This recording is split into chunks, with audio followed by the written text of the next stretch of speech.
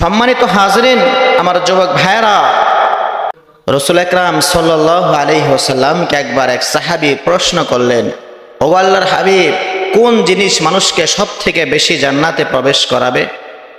আল্লাহর হাবিব জবাব দিলেন, ও আমার সাহাবী, দুটি জিনিস মানুষকে সব থেকে বেশি জান্নাতে প্রবেশ করাবে। সুবহানাল্লাহ।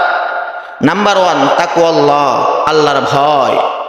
যার ভিতরে তাকওয়া রয়েছে, আল্লাহর ভয় রয়েছে, আমার ভাইয়েরা, তার দুনিয়াতে হারানোর কিছু নেই। নাম্বার 2, হুসনুল খুলুক, উত্তম চরিত্র মানুষকে সব থেকে বেশি জান্নাতে প্রবেশ করাবে। সুবহানাল্লাহ। যার চরিত্র সুন্দর, যার কাছে চরিত্র আছে, তার হারানোর কিছু নাই, তার ভয়ের কোনো কারণ নাই।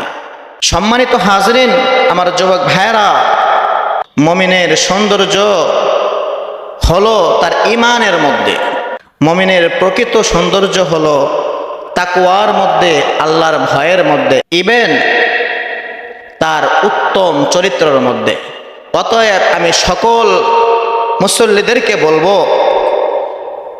অতএব আমি যুবক ভাইদেরকে বলবো, হে যুবক ভাই,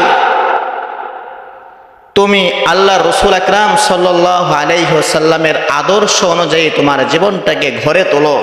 ইনশাআল্লাহ দুনিয়া ও আখিরাতে তুমি হবে সফলকাম।